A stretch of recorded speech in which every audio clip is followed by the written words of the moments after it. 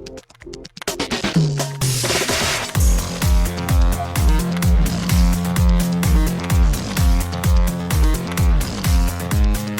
and welcome to Too Fast, Too Forever. There's all kinds of family. We chose this one. This episode 213, Too Fast, Too Furious, Lap 10. I'm Joey Lewandowski. I'm Joe too. And this episode's brought to you by Bye Brothers. Their family-owned and operated restaurant, food stand, and nursery is not your typical property. They serve up some of Miami's best comida criolla Cuban food at their gorgeous flower tree-lined grounds in Miami with lots of kid-approved activities. Shout out to Bye Brothers. Is it B-Y-E or B-U-Y? What kind of brothers are these? Bye Brothers. Bye Brothers. Yeah, like Bye Menin. By Menin, yes. This place looks wild. There's like pony rides, a petting zoo, fishing. Is there food all over the place? There's activities all over the place, so cool. That's... All right. It looks like there's food all over the place, too. They do, like, catering. I don't know. It's all kinds of... It's a wild place, man. Very exciting. Well, after the break, we'll be talking about Too Fast, Too Furious.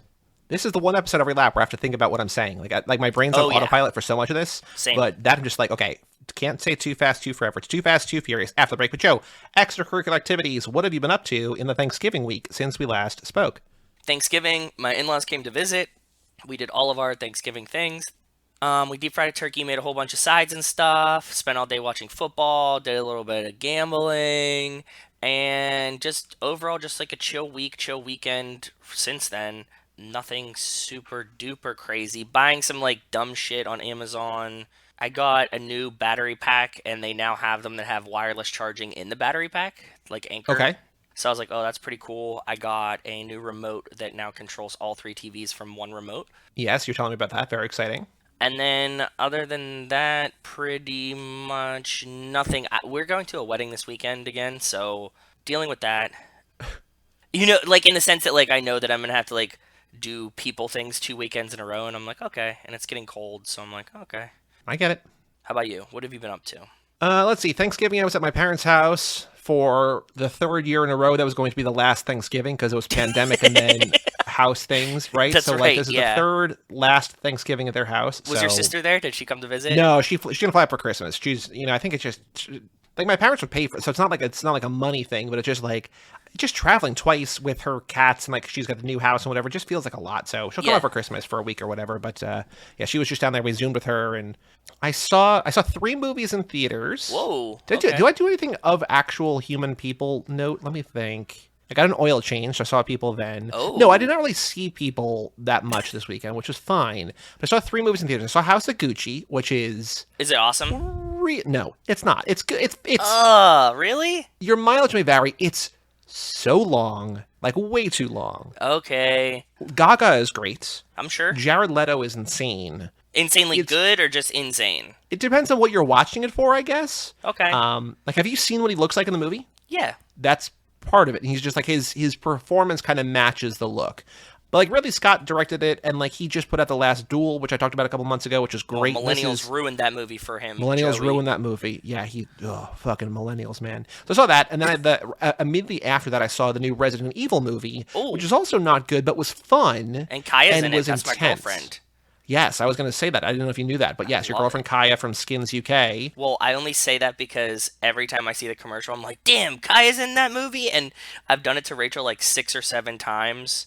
Like, in between seeing the trailer, like, some piece of the trailer for it, and she's yelled at me every time, like, we've been over this. Yes, she's in this movie, over and over again. It's also funny, because, like, I have, like, crushes on, like, so many celebrities, and I'm just, like, she's, like, I like her, but I'm just, like, she's not one of them, and so, like, it's funny that you have, like, one that's just, like... Did you watch Skins? That's your girl. No, that's probably why. Probably why, yeah. I did really like her in Crawl, that alligator crocodile movie. Disaster movie. That was cool. This movie is good.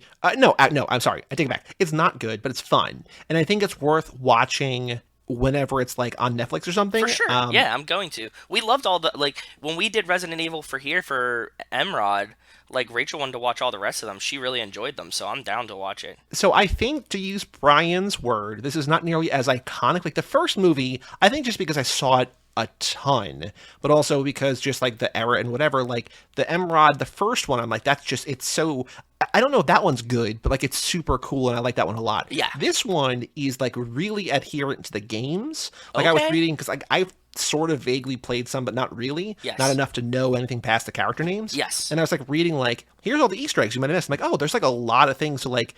I don't know if that's definitively going to be something that people who love the games love, but I can see it being something either people love about it or hate about it. You know what I mean? It's just like, oh, they did my games dirty. Or like, oh, they care about it or whatever. But like, yes, it's fun. The zombies are cool.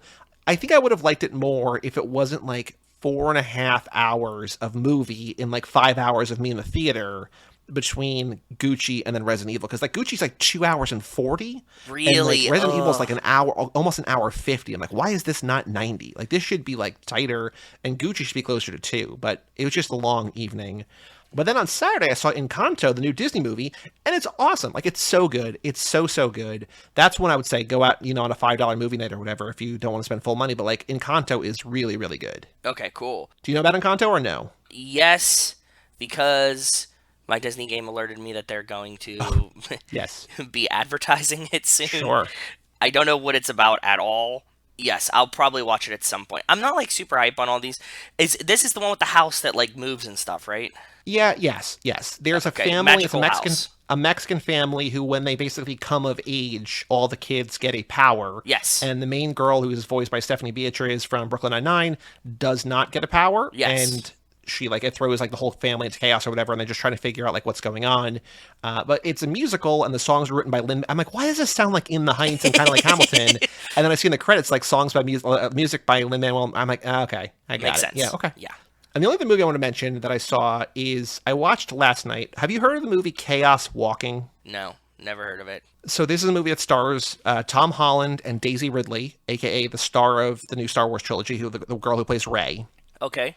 And this was a movie that got completely so they completely filmed it, and they're like, we need to rewrite all of this, and they like rewrote it and like reshot it. Like it was just this crazy production schedule. We were talking about this, right? That Tom Holland was in this movie, and we saw like one trailer for it, and then it came out or something, right? It was supposed to be this huge movie, and then it flopped. And like it was directed by Doug Liman, who's a Tom Cruise director. Like he did Edge of Tomorrow, he did Mr. and Mrs. Smith, The Bourne Identity, the newer Tom Cruise movie American Made. Like he's made big movies. Okay. And this is one that like people are just like, this sucks. Like this is like a flop. And I'm like, I think I'm gonna like it, because like okay, I tend to root for the underdogs, especially like weird sci-fi. And I watched it last night because it's been on Hulu for a while. Like it's been like I could have rented it like whatever, like 8 months ago. I'm like, I kind of want to like. I'm not nervous, but like I'm nervous to watch this. And then I watch it, and I'm like, oh no, I really like this movie. Like I don't love the movie, but I really like it. And I was talking to Bob about it. He's like, are you sure you just didn't talk yourself? I'm like, no, I can't. If I try to talk myself into something, it's going to backfire. Like I will not be able to psych myself up for a thing. Like it's only going to let me down. Like this, I'm just like, it starts kind of slow, and then I'm like, actually, I'm kind of into this. So Chaos Walking, check it out, or don't. I don't know. It's my new version of Jupiter Ascending, where it's like, this maybe isn't good, but like I love it, so whatever. But yeah, Chaos Walking, check it out, maybe. Or maybe not. I don't know.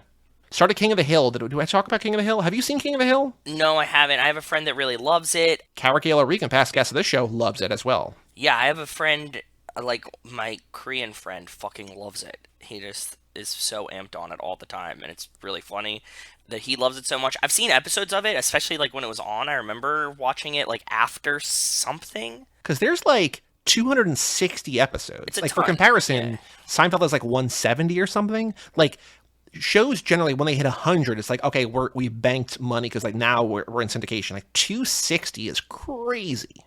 Yeah, that's a whole bunch of shows. That's like South Park numbers, right? That's yeah, a ton. probably. Yeah, I mean Simpsons has like 6, but Simpsons is, you know what I mean. But yeah. yeah. So my friend and I who are watching Simpsons and Seinfeld, like he's rewatching all those, and I think he's seen the first couple seasons of King of the Hill. Like we're just cutting that in as we got to it on the schedule. So we are now in like January '97. That's where we are, King of the Hill, baby. That's like Sunday nights back then was King of the Hill. I think it was Simpsons into King of the Hill into X-Files, which is like, whoa. Like that's all shows that I'm watching currently, right? So yeah, that weird. Is weird.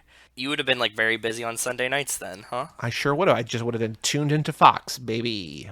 Is there anything else of note? I don't think so.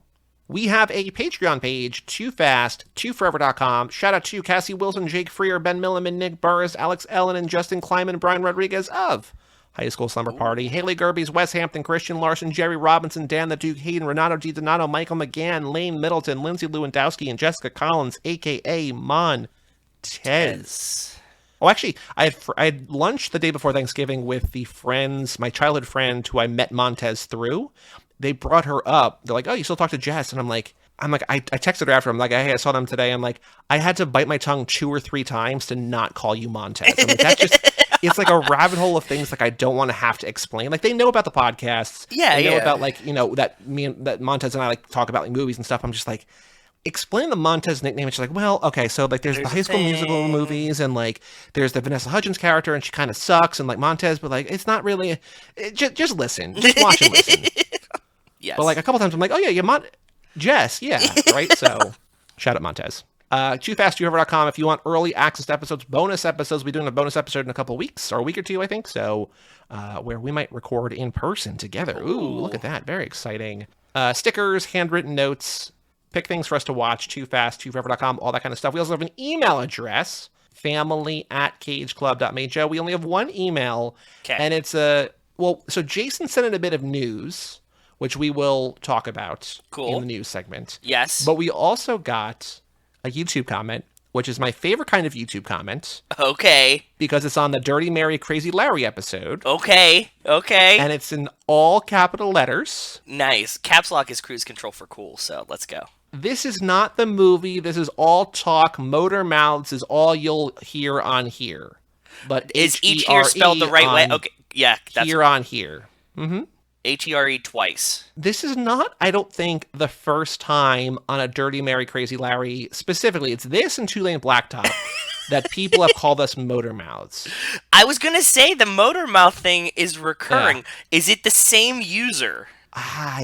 That's actually a very good question. Let me find out. Because if they use motor mouths twice, it could be the same person that was looking for both movies and found us and got annoyed at us twice. Motor mouth. Okay, 3 times this year. 3 times this year. January 17th, February 1st, and then today. Username EM says no movie, motor mouth. And then EM, so that was on Two Lane Blacktop. The same person 2 weeks later on Dirty Mary Crazy Larry said, all talk, not a movie. Instead you get motor mouths, DJ wannabes. Okay. And then today, Little Bit, the name is motor mouths. So I think Little Bit is EM that just lost their password or forgot to put the caps lock on when they were typing it in. Oh, and EM's comment got 3 thumbs up. Nice. So I'm just going to copy the same thing I said to them. Hey, thanks for listening. We never claimed to be a movie. The word podcast is right in the title of the video. If you want to hear us talk about the movie, you can click the timestamp in the description. Thanks for checking us out. There you go. And I'm going to love the comment from the creator. Yeah. Because I also said to EM, he said, okay, didn't stay. Now I know what podcast is means. Siskel and me were better at it. I said, hey, man, we agree. Thanks again for listening. You're the best. But they're dead. But it's exclusively on the movies that came out. The boomer ones. For the olds, yeah. The boomers have found commenting YouTube. On the Fast and Furious ones, or the Spy Racers ones, or whatever. It's just like, I came to YouTube to watch my Two Lane Blacktop, and I don't have it, and all I got is motor mouths. I'm going to leave a comment. My grandson said there's videos on this thing, and that's not the video I want to watch. Motor mouths. Goddamn motor mouths. Yeah. If you want to email in, if you want to call us motor mouths, family@cageclub.me. We'll read on the next episode. Leave a review that says we're 2 motor mouths. That would be nice. On the streets, news about the Fast and Furious. There was a bombshell that dropped immediately after we were recording. Recording. Yes. We just finished. We've hit wrap, and immediately email from Jason, tweet from Jason, subject line: Fast and Furious Spy Racers. And go ahead. Fast and Furious Spy Racers is ending after 6 seasons, and the 6th and final season will hit this December. Official title: Fast and Furious Spy Racers Homecoming. Bonanza. I like that they went with Homecoming like Spider-Man, because that's coming out. Actually, it's coming out on the same day. It's coming out on the same day. Oh my god. That's right. Oh, yeah. I bought a ticket to that because that's I saw a news thing today. That's the most pre-ordered movie ticket since Endgame, which is crazy. Like, I don't know.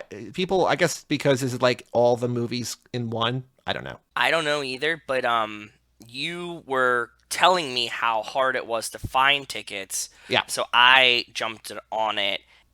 Rachel and I prefer to sit in the back of the theater, like very last row. in the XD theater, which is like our, step down from IMAX. And I couldn't find movie tickets that weren't slammed, like one row open, until Monday. Yeah.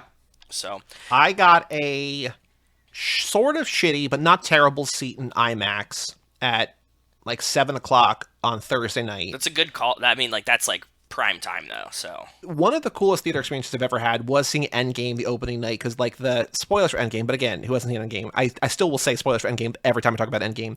But the moment at the end where they all come through the portals, yeah, the crowd's collective like losing their goddamn minds was amazing. It was the coolest. yeah, it's really cool. And like I don't care the way that they care, but I care a lot. And like I was excited, but like to be around the people who like really care. And I feel like this Spider-Man movie is going to have a lot of those like, oh my God, blah, blah, blah is back or whatever, right? Yes, I agree. Based on the rumors and rumblings I have seen. Yes. I'd rather see things in Dolby because it's a better seat and the better sound, but that was like sold out. Like I'm not going to see a movie at 11 o'clock at night on a Thursday night, right? And then so I got to check it for like Saturday afternoon, but yeah. So especially because it's going to be 2.5 hours long anyway. So like these fucking Marvel movies, honestly, like I need to go to like the 3 o'clock showing, because otherwise, like if I go to like 7, by the time I get out of the theater, I'm like, welp, going to sleep. Like, and I even get like tired during the end. I'm just feeling way old, especially now, like not in the summertime, like in winter. Like you go in, even if you go to like a 3 o'clock showing, you go in, it's dusk, but you come out and it's like pitch black. So yeah, I used to think that was cool when I was little. I'm like, ooh, like it became night and now I'm just like, oh man, like fuck that, dark. Yeah, exactly. Yeah. Okay, Spy Racer season 6, the final season. The final chapter. Yeah. 12/17. So Nico Kevo will be back at some point. The goal is to put it out this year. We will see. Holidays crazy time. Yeah, they're busy. The goal is sometime this year. So stay tuned for Spy Racers. I have 2 jokes. One, I told Rachel that I got her something excellent for her birthday. Which is, yeah, that's the best birthday present ever. And she was like, "What is it?" I was like, "Do you want to know? Spy Racer season 6 is coming out on your." She's like, "Why? I don't want it." And then Justin said, like you said to Justin, "Are you gonna tell Hank? And is he gonna be sad that Spy Racers is over?" And Justin astutely said, which is probably gonna come true, there's gonna be an Echo spinoff in 3 months anyways. That's a movie, so it's totally fine. We don't need to worry about it. Yeah, I was joking with Kevo that like the Community thing, the fan push for Community when Community got canceled after 5 seasons was they wanted 6 seasons in a movie, and they never got the movie, but they got a 6th season on Yahoo. So now with Spy Racers getting 6 seasons, give us 6 seasons in a movie. Let Echo lead in a movie. Yeah. I doubt that they're done with Spy Racer. It's just like they crank them out so fast. Like, but the star that burns brightest dies the fastest or whatever, right? I mean, 6 seasons is a great run for any show, right? But in 2 years, like in two full like turns of the calendar, like it was end of 19 into end of 21, did 6 seasons. That's a fucking run, dude. It's crazy. Yeah. But shout out to Spy Racers. Shout out to Spy Racers. And their team works harder than any other animation team in the world. The other news, and this is not necessarily news, but I was telling you that there is a new website that is populated every day. They figured out how to crack into Google's algorithm, because every day my Google alert for Fast and Furious, there's a new website called the Goa Spotlights. Okay. I wonder if Goa has extradition. I don't know, but it's an Indian publication, I guess. Okay. That I was telling to you that like the website, it looks like a news blog, but like the formatting's all weird and it's just like Google Translate, so who knows? I think they're just like throwing things out there and like, look, we were right. But in the last week, they have said confirmed, definitely happening. Giselle coming back for 10. The Rock coming back for 10. Ava Mendes maybe coming back for 10. Formula 1 going to happen in 10. Based on what? They're like, oh, Vin Diesel hinted that in an interview, but they don't like link to the interview. And I'm also not clicking on more of these. It's just like, what is going on? So anyway, you heard it here first from the Goa Spotlight. If Giselle is back, they called it. They were right. Yeah. Yeah. And if there's Formula 1, they called it. It's also like, yeah, like Giselle probably will come back. The Rock probably will come back. Ava Mendes can come back, right? Like, we need to start Babe Ruthing. We need to start Babe Ruthing some of these things. Timothée Chalamet, gonna be in it. Exactly. Thank you. Oh, by the way, I watched that Kid Cudi doc on Amazon. Do you know about this? A man named Scott. I saw people talking about it on Twitter and saying it was pretty good. It's good. He executive produced it. So Biased a little bit, but yeah. the whole thing is basically, an hour 40 of people be like, Kid Cudi, most influential rapper of the last 10 years. It's just like, okay, like maybe not, but like he made the thing. But the reason I bring it up is because two of your all-time boys are quoted, they're on camera. Timothy Chalamet, huge Kid Cudi fan in the doc. Kanye, huge Kid Cudi fan, obviously did Kids See Ghosts and whatever, also in the doc. I'm like, holy shit. And then Shia is in there for more than anybody. Like Shia's in the doc so much. That seems like a very Shia thing to just stumble into. All I want is the fucking 7-screen Cruel Summer video that he starred in as an actor that Kanye released. That he released 7-screen immersive version of only in the desert and played it like in Abu Dhabi for some film festival like twice. That was it. And everybody said it sucked. But it was like he needed to like build this theater about it, and like it was in the desert, and like so I'm guessing now I'm just imagining like Kid Cudi just doing like one Chalamet scene from Dune, right? Like but just in the desert. Well, like, we can add that to the list of things that I want. Like I want also like there's a version of The Shining where they show it back to front and front to back. Like that's talked about in that Room 237 doc. Like it just overlaps like it perfectly. Like there's crazy things that Kubrick apparently did that like things like a quarter so of the way you from overlay the movie, them. Yes. Okay. But like it'll be like 38 minutes into the movie and 38 minutes from the end of the movie, like this crazy thing happens. Just like there's this thing and this thing. It's like, oh my and they god. line up in like high five, whatever. Yeah. But I'm sure if you do any movie, it's going to happen a couple times. Whatever. Yeah. That's one. I want the somebody did like an 85-minute cut of the Star Wars the prequels that like apparently is awesome. And then I want the Kill Bill whole bloody affair, the whole like the movie as one thing. And now we can add to the 7-screen experience. Sure, why not? We're never going to get these things. We're never going to get these things. I want it so bad. But yeah, I'm sure it just buried. And you need 7 screens to watch. Like, how do you show that any other way than the 7-screen experience? You would need to build a command center with like computer monitors or something to get close. It was Topher Grace who did the Star Wars edit. That's what I thought. I was like, that's something showcase, but yeah, that's it.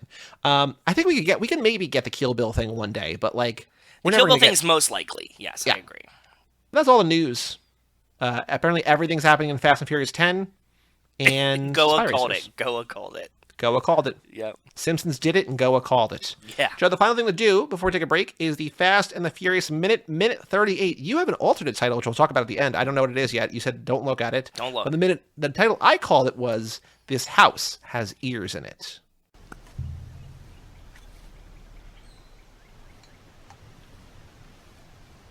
We did all that for a damn cigar? No. You did that for a job.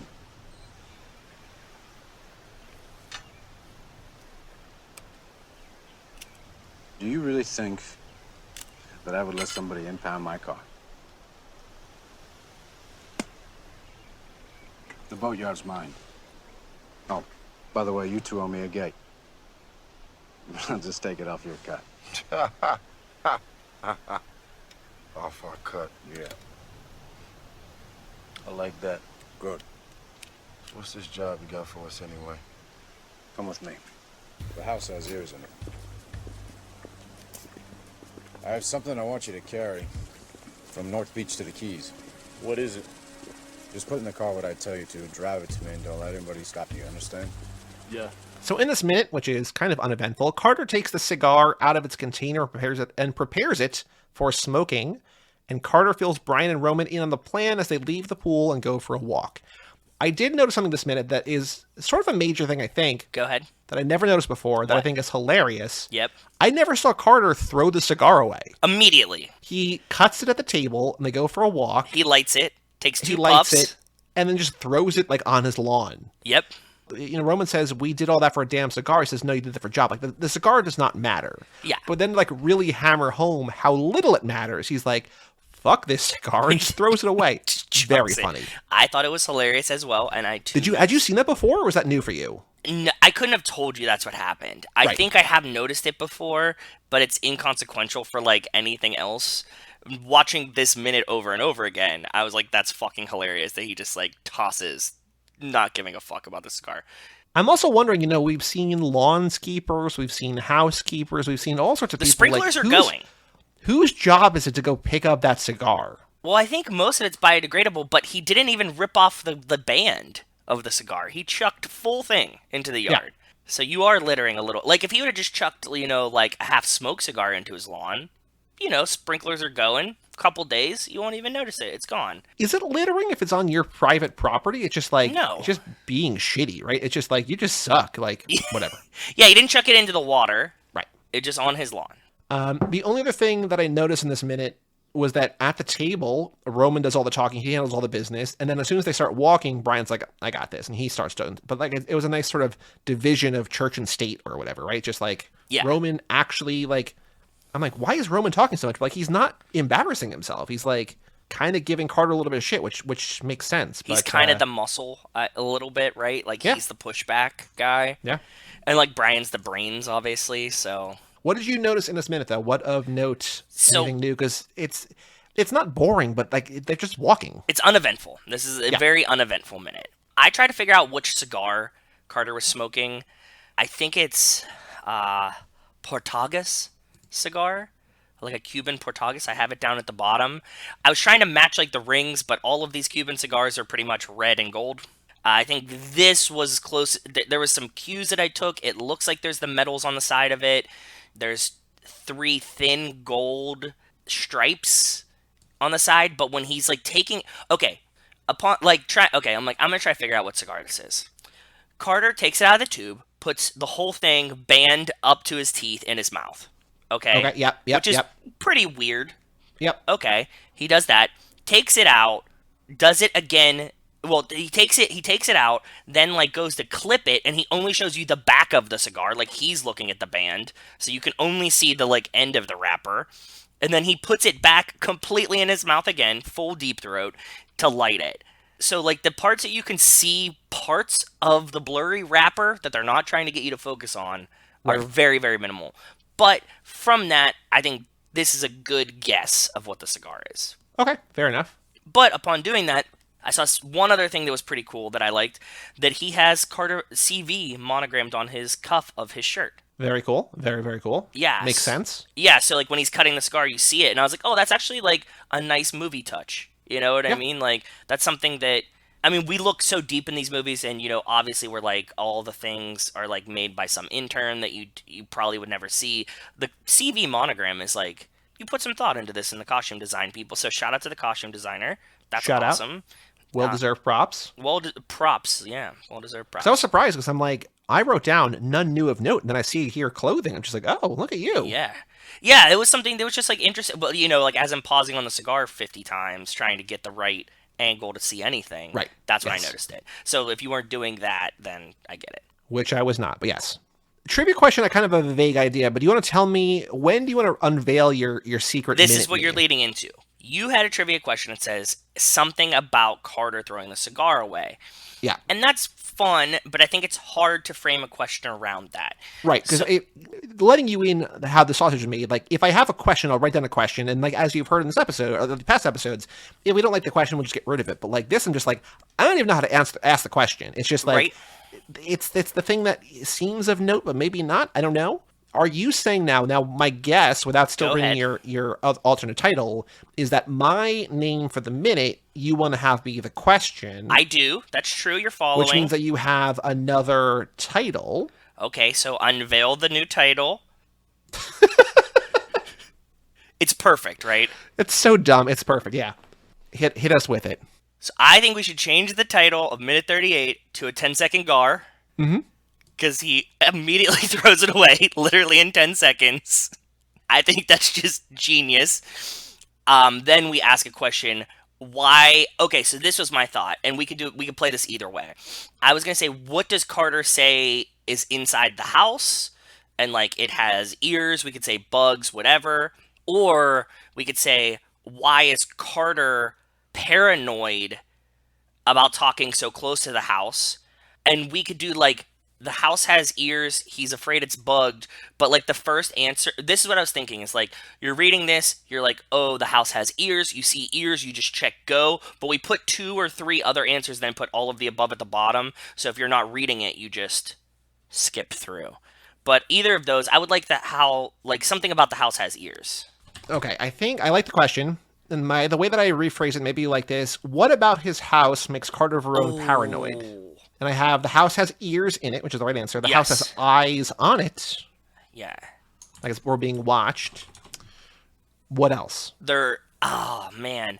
We don't have to do like the sight and sound, but I think that like that's close enough. We're just like, I knew it was like a sense. The house is bugged. The house is bugged. Like, it's something that sounds similar, but isn't. Well, no, because the house is bugged technically is right. Like, that's just a different way of saying. Like, it's not as right as has ears, but like we could say that he suspects an employee is working for the feds.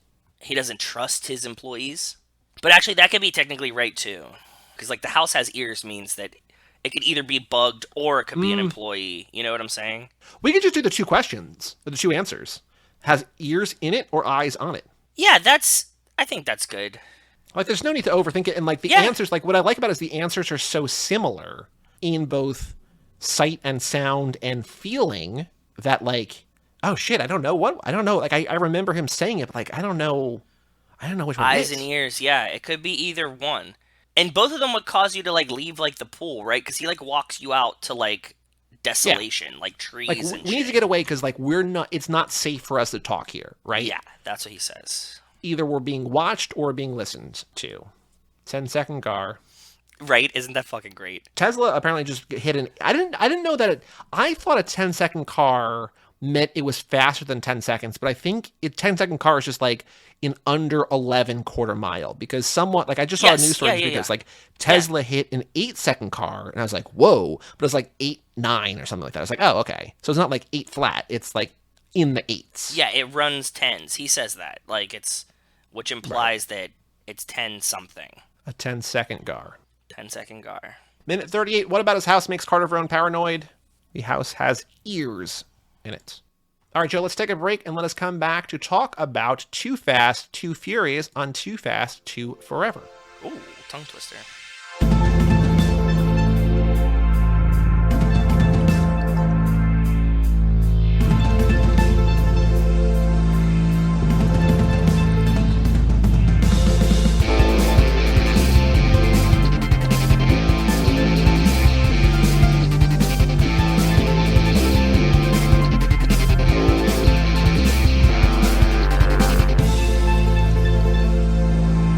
Welcome back to Too Fast, Too Forever. This is episode number 213. Too Fast, Too Furious. That does get confusing. This episode is brought to you by Bye Brothers. They have recently added a stunningly new constructed venue space complete with LED screens and a DJ stand. Shout out to Bye Brothers. Well, shout out to Bye Brothers, and welcome back to Too Fast, Too Forever. With us tonight to talk about Too Fast, Too Furious, we have someone who is the supervising editor at Gimlet Media and Spotify, and someone that, you know, more important to me, someone who spoke to, interviewed, profiled for GQ, Sung Kang, Mr. Han himself. We have Brendan Klinkenberg. Hello, Brendan. Hi, guys. Thanks for having me on this. Frankly, this podcast is an act of lunacy, but I love it. Oh, it's very dumb. I'm glad that you got that out of the way right at the top. But thank you for joining us. You know, it was one of those things. I read the piece when it came out, and I reread it today, and I'm just like, I don't remember how much he actually talked. I'm like, oh wait, no, like this is all like meaty, in-depth, great quotes from Sung. Just like, yeah, this is a serious interview. So like that is, you already. No offense to other guests, you're already cooler than most of other guests, because like just because you have that residual Han coolness that is like dripped on you via phone or internet or in person or whatever. Yeah, that was all over Zoom, and let me tell you, he's a cool motherfucker, that guy. That's all I can imagine reading the article of, just like, he just exudes cool all the like he just exists as Han. No, totally. He's got the hair is incredible, as good as you'd want it to be. He's cool the entire time, and then he'll suddenly like turn on the emotion, and he'll suddenly like get all soulful, and you're just like, "Ooh, Sung, you're giving me gold."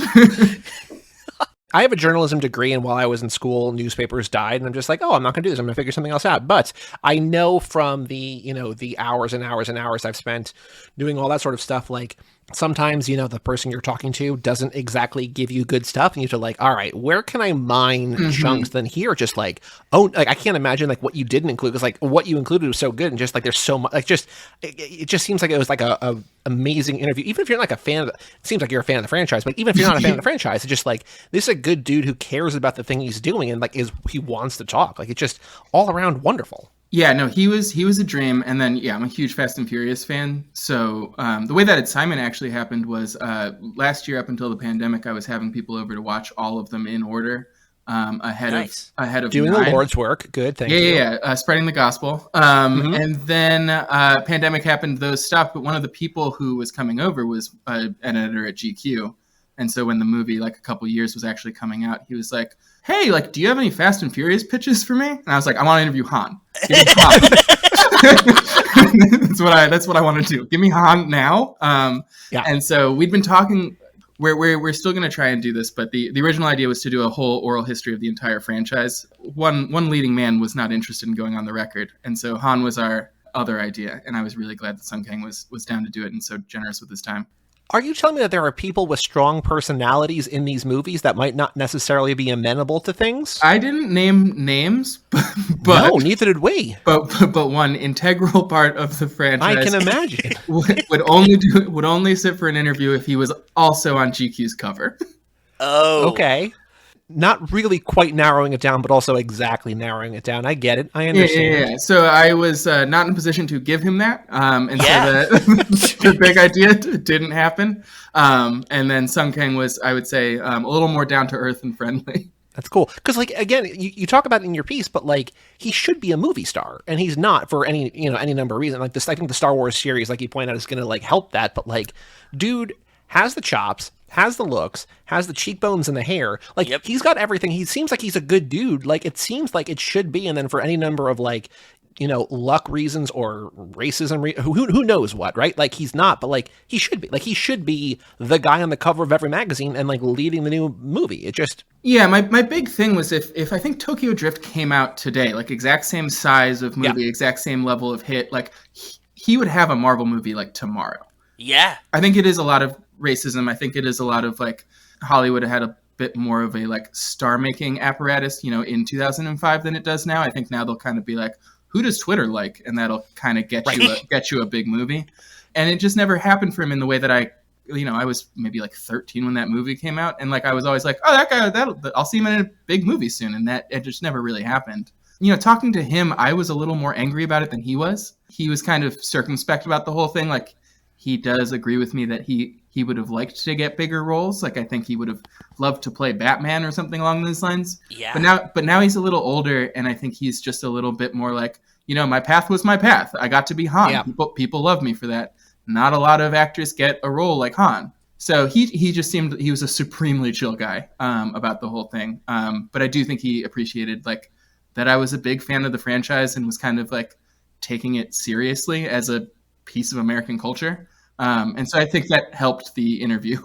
Well, that's kind of like what this show sort of is, because it's like there's a lot of, especially that started in the pandemic, there are a lot of Fast and Furious watch and rewatch and whatever podcasts. They're all equally insane to ours, but a lot of them seem to not like the movies. And it's like, well, why are you doing the podcast? Like, we are fascinated by, like, the approachability and the success and, like, the elements of these movies that do not necessarily, you don't find in other movies. Like, there's stuff that you kind of, like, there's similarities, like the Marvel movies and stuff like that, but there's things here that you're like, why is this so, like, Jesus-y and, like, family? Like, it's just like these are things that, like, they're distinctly and uniquely in these movies that are just fascinating, and, like, these are special. They might not be your cup of tea, but, like, there's a reason to take these seriously and to, like, I don't know, maybe not watch them on loop forever like we're doing, but, like, I think there's, like, people like you doing serious profiles and, like, being like, and not just being somebody who's on assignment, like, oh, I got to bang out this thing for the new blockbusters coming out this week. It's just like, no, I care about these. Like, there's a reason that I'm the right guy for this. So, again, thank you.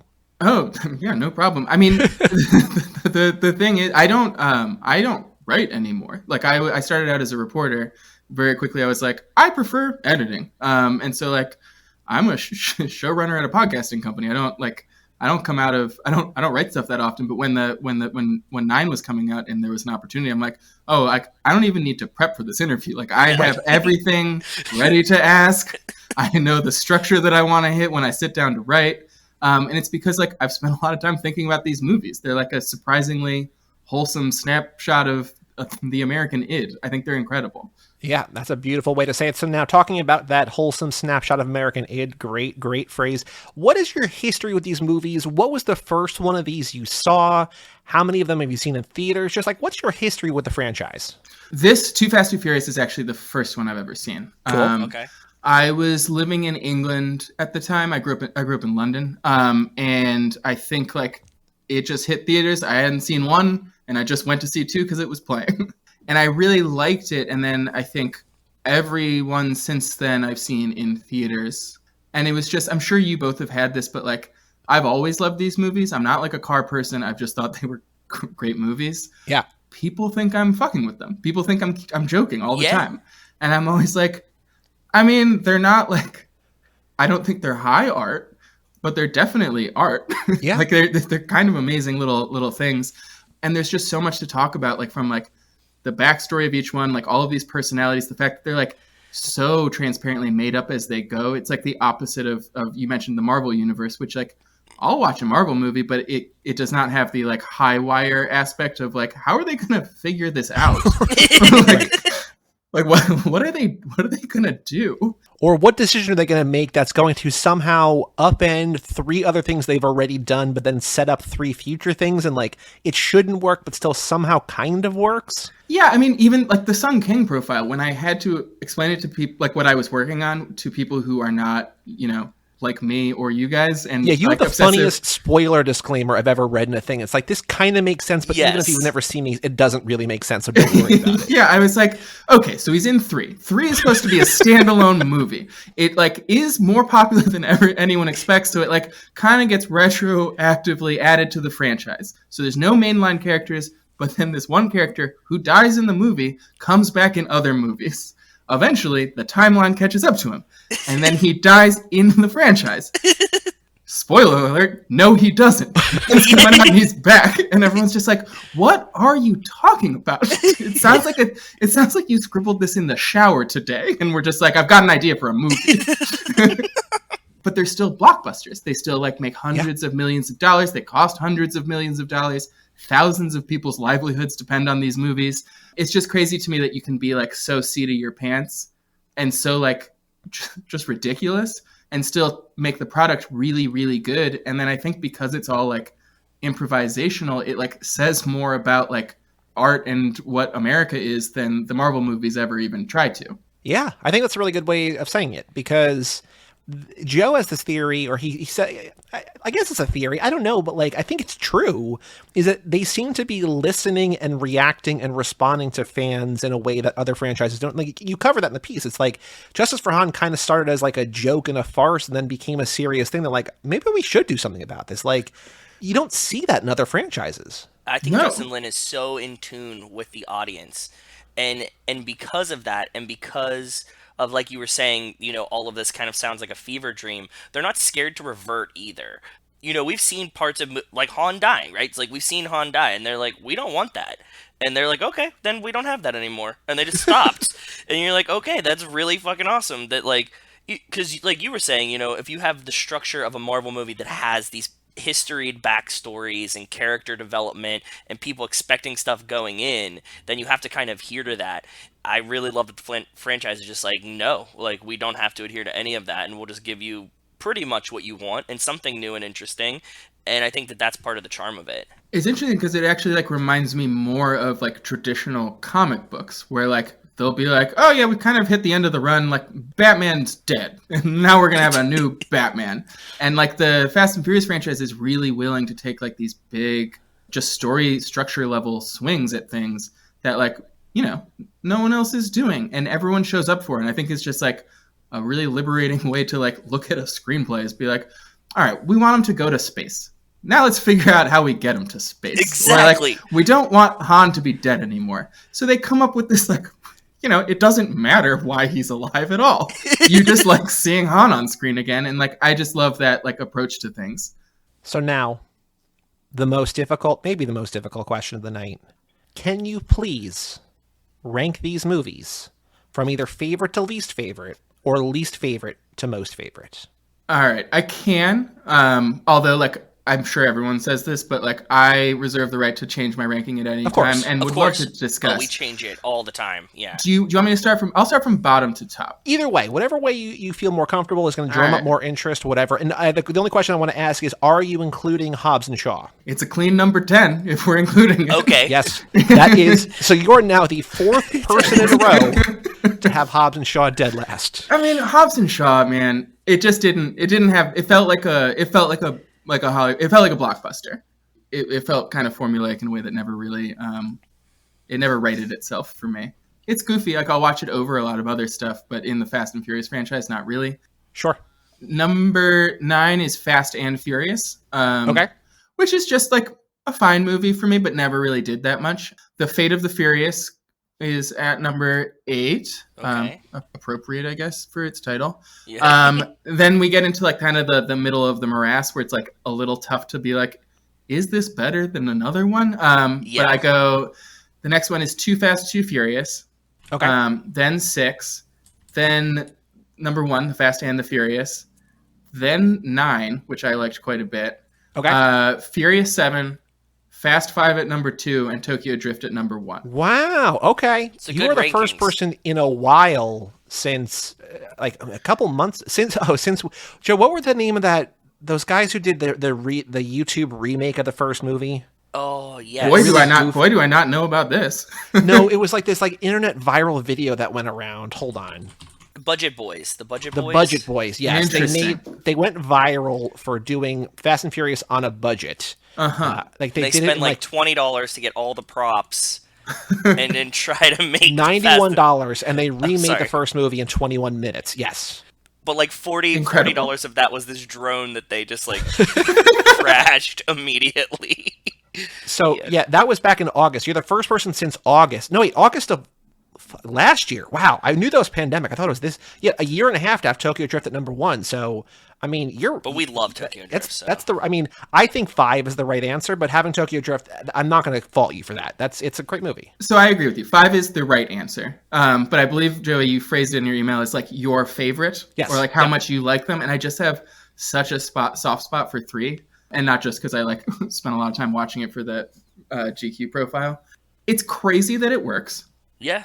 I have a huge amount of affinity for it because it's Justin Lin's first one in the franchise, and I think like he's actually the person I'm following at this point through the stories. It just has, I think it's like mostly because of Han, but like it's a pretty generic, weird like high school / car movie where your second lead will just sometimes tell you what he thinks about the world, and like will just like stop everything and be like, here's what it is to be a good person. Or here's how I've tried to set up my life to be a good person, which is not something you see in a movie. No. And so like when you're like, what is your actual favorite? Which one are you most affectionate for? Like, I just think that's like the weirdest little like snow globe of a movie. We're lucky to have it. Whereas Fast 5 is just a perfect movie. No one would like hesitate greenlighting it at any point in time. I can put it on at any, like play it for anybody and they'll get it. Mm-hmm. Tokyo Drift is strange, and I think I really appreciate that about it. Well, it's definitely the one of all 10. I'm sure you know this, that either like people love it or they're like, that's a terrible movie. It's like, well, you're wrong. I mean, it's great, but like I get where they're coming from because it's like there's not Vin Diesel, there's no Paul Walker. Yeah, it's absurd that they made it. It was supposed to be a straight to DVD movie. It looks not good. Like it's like the chintziest of all of them, I think. It does have like a sort of like holographic refractor. I'm trying to think of like what was the made up like baseball card word. Sure, like, yeah. It's got a sheen to it. Yeah, it's got the sheen to it that's like this doesn't feel natural, but like it looks cool, but also like looks weird. Yeah, and like it's such a product of the early 2000s in a way that like the first Fast and Furious movie, I feel like, does not match the visual tone of the other ones, but it looks like a cool movie that was maybe shot on film. Like it's got a look to it. Tokyo Drift looks like it was shot for cheap at a mall in Japan, and it still turned out great. Yeah. You are not wrong. So now that we got that out of the way, I have some very more difficult questions, some either or, just to kind of get a sense of who you are as a person, how you relate to these movies, how you relate to these characters. Are you ready? Yeah. You can either explain yourself or not. This is totally up to you. If you want to be a little bit mysterious, that's totally fine. If you want everybody to know everything about you, also fine. Great. Let's do it. Would you say you are more of a Brian or a Dom? Oh, Dom. Are you more of a Mia or a Letty? That is a good question. Honestly, I think I've got to say Letty, but I think that's a function of, I think Letty's a better drawn character throughout the whole series. I feel like Mia of everyone is like, she loves her family and Paul. Like it's just kind of there's not that as much there. I feel like I know Letty better and therefore like kind of relate to her a little more. Okay, that's fair. I like that. I also like about Mia, I like that what I learned, my big takeaway from your piece is that Jordana Brewster's a great hugger. Like, that makes me very happy. Apparently she's awesome. Are you more of a Tej or a Roman? Tej. Okay. I mean, who says Roman? Joe said Roman. Joe said Roman. People say it? I mean, so I guess my question to you, as someone who says it, which version of Roman? Because there's a couple through the series. Very good question. I like to think that I'm just like the most annoying version of Roman, because I think that a lot of other people would agree with that. I would. There you go. See? So to be honest, it's like, the irritating, the kind of grating version of Roman. Yeah, not this movie where you're like taking things seriously and trying to get things done and complaining. No. I mean, the complaining thing, but yeah, you're more like trying to read Russian in 8. You're like, no, I got it. yeah, that exactly that. Now, 2 food-related questions. These are kind of more obscure, sort of kind of. Actually, where do you live geographically? Because that might influence one of these questions. I'm in Brooklyn. So maybe not. Do you have a preference between In-N-Out and Whataburger? I've never been to Whataburger, so In-N-Out wins by default. Okay. So now, as a follow-up to that, do you have a favorite like burger chain? Like not like a stand, because I mean, I've had amazing burgers in Brooklyn, but like not that, like a burger chain of preference. Yeah. Like a closer to a fast food thing. I think I would probably go with Wendy's. I'm trying to think of another one that would preempt it, but right down the middle. Solid. I like that. Okay. Now, a little bit more of an obscure, outside the box kind of question. We finish this episode. We're like, Brendan, that was awesome. Like, let us thank you. We're gonna meet you in Brooklyn. I know this great spot. It's got picadillo. It's got wood tables. It's got little red candles. It's got food all over the place. You're gonna love it. If you hear a restaurant described as having food all over the place, what does that mean to you? What does that conjure up in your mind? Is that a good thing? Is that a bad thing? Are you excited about that? Are you worried about that? What does food all over the place mean to you? I mean, it would suggest inconsistency. Okay. I like that. That's new. Yeah. I don't know if you're talking about physically all over the place or like some stuff's good, some stuff's bad. It's all over the place. Neither do we. That's the question. Is that a line from the movies? Yeah. So in the first movie, when Mia and Brian are doing dishes and Vince comes in drunk to bully Brian, and Mia's like, what's the name of that restaurant do you want to take me to? And he says, Cha Cha Cha. And she says, oh, Brian, you can take me there. But she describes it as having food all over the place. So we don't know if it's a line that Jordana Brewster improv, like forgot her thing, if that was written in. That's the one question that I want to ask her if we ever get to talk to her. So yeah, we're just trying to make sense of that. There's another one of those coming up in a little bit. We'll get there, and you'll know exactly what it is when we get there. But I don't know what it means, and we've had so many different answers. But inconsistency is a new one. This is fun because usually in my friend group, I'm the person who knows the most minutia about this franchise, and I am way out of my depth here. Sorry. Well, no. It's great. I mean, this is the 10th time through the movies, but we didn't get to that one until we broke down the first movie minute by minute. So, like the Star Wars minute style, sure. In the intro to every episode, we do one of those minutes. So we're, halfway or so through the second movie now. But we got there, we're like, what the fuck does this mean? Did you really say that? Because, you watch it 10 times, 15 times. You're like, really? And our big revelation, just 2 episodes ago, we've been asking this for maybe like 100 episodes. The big revelation we had just 2 weeks ago was she's never been there. It's a restaurant that Vince wants to bring her to. So Vince has at some point described the restaurant as having food all over the place. So this is like secondhand knowledge. Secondhand description, food all over the place. So it makes even less sense. I'm going to go back and rewatch 1 now. I can't believe there's stuff in these movies that I haven't I haven't found. There's a horse painting. There's oversized fork and knife on the wall. Oversized fork and spoon. Look for candles in the first movie. There's so much. There's so many candles. There's so many. If you want a 300-page Google Doc of every detail about the first movie that Joe and I put together, I will link you to a Google Doc that you will not read. You'll be like, I don't want to fucking read this. This is insanity. But we have that. So if you want it, we got it. Of course I want it. All the license plates, all the model numbers of every DVD player, everything. Every outfit from every character, including most of the extras. Yeah, it's all there. You are scholars. We're trying to be. I mean, nobody wants it. Nobody asked, but we're not the heroes anybody wants right now, but we're the heroes that people deserve. It's like the inverse Batman. I don't know. Brendan, are you more fast or furious? Oh, fast. Cool. Not a very angry person. I think I'm fast. The three of us pull off a heist. We are successful. We go to Atlantic City, we go to Rio, we go to Monte Carlo. We ever go wherever we go. We're just like, we're going to go spend some money in a stupid way. We're going to gamble this away. We go to the roulette table. We walk up there. Are you putting the money on red or are you putting it on black? Black. Is there a reason for that? Not really. I'm a black person. Well, because the only reason I ask is because, like, everybody says black almost, and an overwhelming amount of people say, because Wesley Snipes said it in Passenger 57, like, more people than I think have seen that movie say, because he says always bet on black, right? So, I've never seen that movie. I just went with it. Gut reaction. It's a thing that people know. I don't know. I've never seen the movie. I know the thing. Whatever. It's fine. Black is the right answer, I think. Are you on that heist that we just pulled off? We got all that money. We didn't win the money. We stole the money. Are you a racer or are you a designer? Are you out in the field doing the thing, or are you the man in the chair back in HQ helping us get it done? Oh, interesting. When it comes to driving, I'd be a racer. Okay, cool. Other aspects of my life, I'd be a designer. But we have more designers than racers, so we need a racer here. I think. So I like that you're flexible. You can do either one. We got two Great. of those. Are you more a fan of American muscle or import cars? That's a good question.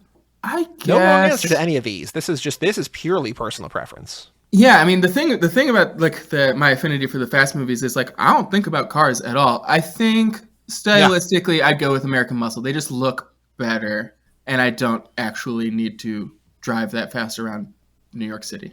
Exactly. Just need to look cool. Just need to scare people off, right? Yeah. Exactly. Is the word oil one syllable or two? Is the word what? Oil. O-I-L. Oil. It's one syllable. Okay.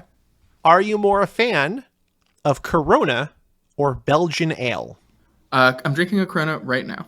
Ooh, Perfect. Perfect. Good call. I used to do that every time we recorded, and I'm like, I can't drink 2 or 3 Coronas every week forever. I mean, I could, but I stopped fairly early on. Okay. We're on another heist because we stole all the money. We went to Rio. We all put on black and came out red. We're like, fuck. So we got to go to another one. So we're like, Brendan, Joe and I are going to go in this room and we're going to do something with a car. I don't know exactly what we're doing yet. One of us has to lift it up. One of us has to go underneath. Who knows? But we need you to distract the room in a way that only you can. We need you to sing a song karaoke style to distract this entire room from what we're doing. What song are you singing? Build Me Up Buttercup. Okay. This is a long story. I was a got groomsman. Nothing but time, as you know. I was a groomsman in a wedding in Thailand a couple years ago, and there's a thing called a gate crashing ceremony where you need to like kind of go through a series of challenges to prove that the groom loves the bride. Oh, this is awesome. This is very cool. This. Okay. A lot of the groomsmen were all we didn't really know each other that well. Most of them are from England because it was one of my childhood best friends where I grew up getting married. And so one of the challenges was sing a song. And we very quickly huddled up and we're like, what song do all of us know? People who have not grown up together. And we landed on Build Me Up Buttercup. And I was like, yeah, everyone knows that song for some reason. I like it. I like that a lot. That's a good answer. This is somehow we've asked probably 40 or 50 people that question. We still have not had a repeat answer. No. It's amazing. I don't know how it happens. Everybody has their own go-to and their own. It's awesome. Here's the other abstract question. In Furious 7, they're standing around the table. Roman is talking about a game, about how he's been so influential, so instrumental in helping the family do these heists. And he says, I shot that shit out the sky of a bow. And Brian says, Roman, the only thing I've ever seen you take down is no knees to knees at prom. And Roman says, really, Brian, you can do that right now? And everybody laughs. They move on. Never answered, never addressed. If you hear someone described as being no knees Denise, no knees Brendan, no knees whatever, what does that mean to you? Is that a good thing? Is that a bad thing? What in this mind? What do you think of here as no knees Denise? I guess it would mean you're like deeply unathletic to the point of not being able to walk properly. Oh, okay. Uncoordinated. I like that. Okay, when we were watching this movie for this time today, I noticed that there's another one of those in this movie. Really? That we haven't gotten to. Yeah, we're a couple minutes behind it, but there's another joke where like right before they're like with Bilkins and the sandwiches type situation, you know, like they're like after that, like we're approaching it in the minute. Or no, maybe when they have the cars, they get the cars that are like wired and they take them to Tej's garage. He says something like, "What about that girl Kara that like you dated in high school?" And then he's like, "You dated her after me." And like they have like a kind of the same back and forth that's similar to the no knees Denise situation. Interesting. Okay. That I just noticed for the first time here. Yeah. When we get there, that'll be a good minute to break down, as opposed to today's minute, which was uneventful. Yes. Okay. Good to know. Now I got something to look forward to. Yep. It's coming up close too. Yeah. Brendan, knowing you're safe either way, would you rather drive a car into a plane before it takes off as it's speeding down the world's longest runway? Mm-hmm. Or would you rather drive a car out of a plane with a GPS-guided parachute? Again, you're safe either way. You're not going to get in a car accident. You're not going to die. Which adrenaline rush are you more into? Into a plane, out of a plane? First one, into the plane. Cool. Okay. Yeah. Flip side of that coin, things go terribly wrong. Would you rather die in a fiery explosion or by drowning in icy water? Fire explosion. Easy. Hero's death. Okay. Revenge of the Nerds or The Dark Knight? Dark Knight, never seen Revenge of the Nerds. Are you more of a Hobbs or a Shaw? Shaw.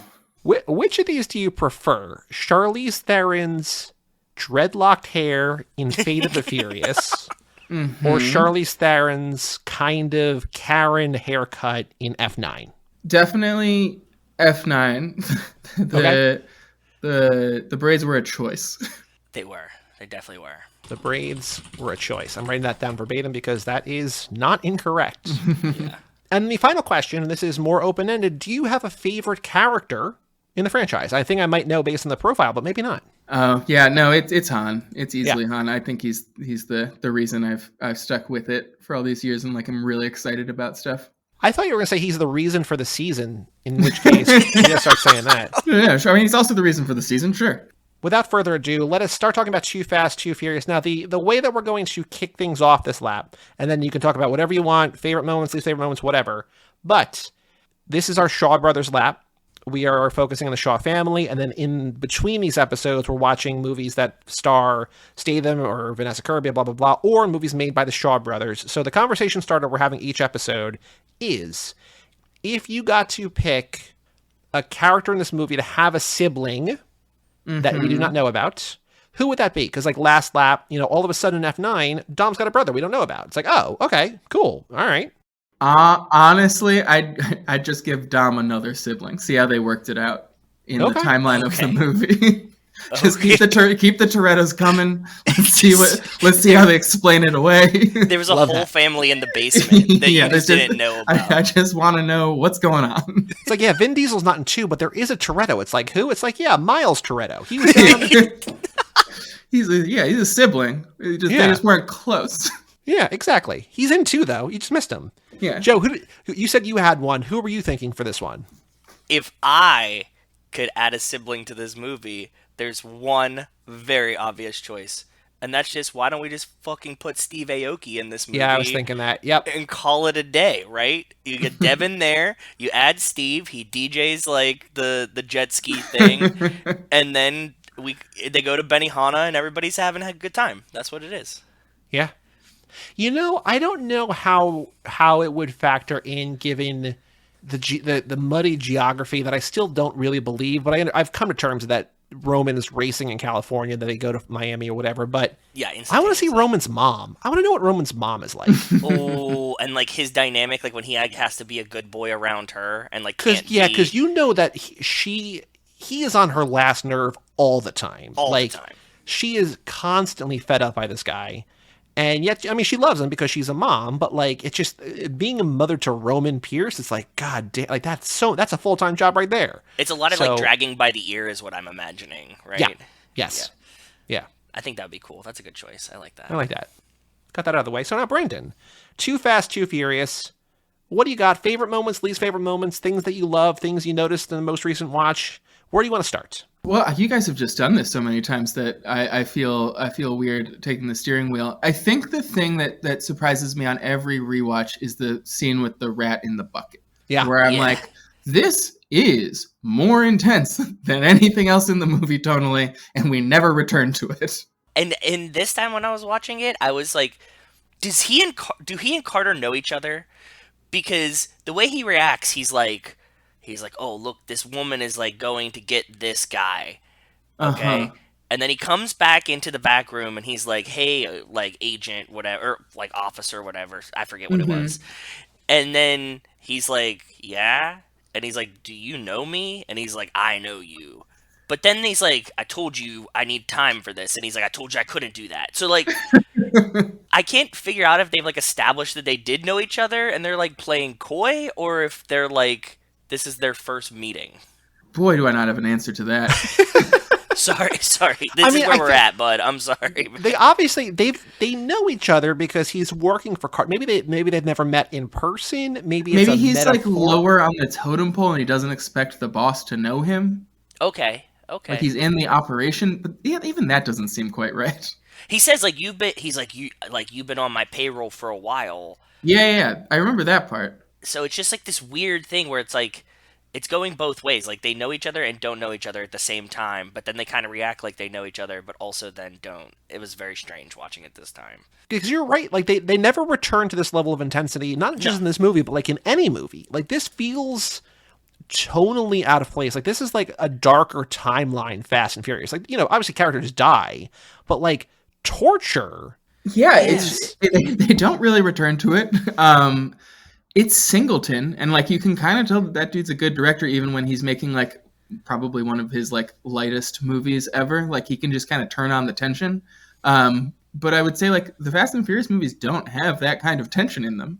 Too Fast and Furious is just all over the place, and that includes some like highs and lows. And like the rat scene, I just have no idea if it's a high or a low. Like it's just its own thing. It's this little island in the whole series. But it's so memorable. Everyone like if you're like, oh, which one is Too Fast? You're like, the one with the rat in the bucket. They're like, yep, okay, that one. Yep, I remember. Yeah, one of our listeners and one of our patrons has written in before. He's like my girlfriend, wife. I don't remember if they're married or not, but he's like Ben said Lenny, like, you know, she's not like the biggest fan of these movies, but she'll watch all these with me. But there's the one scene in one movie that she won't watch, and it's the rat scene. Like that's the one thing in these 9 or 10 movies now that she just refuses to watch because it's too much. And yeah, it stands out one way or the other. Again, don't know if it's good or bad. It's just like, yeah, it's the rat scene. Okay, cool. Here we are now. Yeah, in basically every other way. I think like similar to Tokyo Drift, like probably shouldn't exist. Like your lead's not there. You've like recast him with another ripped bald guy. Like they're just like clearly grasping for a fair amount of straws because the first one was a hit when they like start making that movie.